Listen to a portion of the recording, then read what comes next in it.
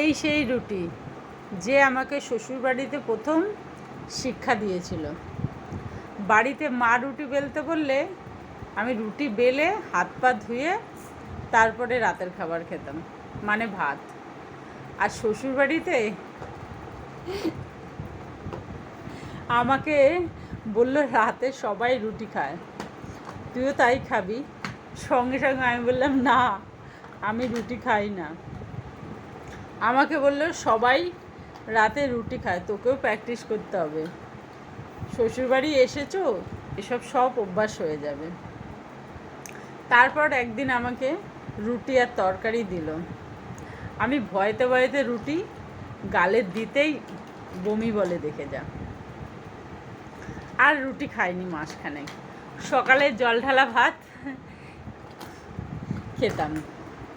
তারপর আস্তে আস্তে রুটি ভক্ত হয়ে গেলাম। যে মেয়েটা রুটি বেলে হাত পা ধুতো সে আজ আটা মাখা হাতেই শুয়ে পড়ে। আর একটা মজার কথা বলছি, না থাক পরে বলছি, আগে রান্নাটা করে নিই। প্রথমে আলুগুলো ছাড়িয়ে তার মধ্যে থেকে কিছুটা আলু বার করে নিতে হবে।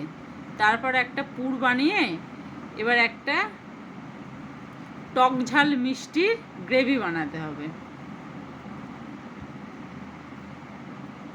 তারপর পুর ভরা আলুগুলো দিয়ে কিছুক্ষণ ফুটিয়ে নামিয়ে নিলেই রেডি আমার পুর ভরা আলুর দম।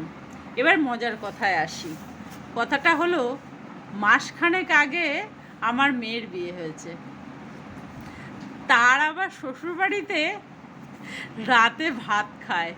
লে হালু, যাবি কোথায়?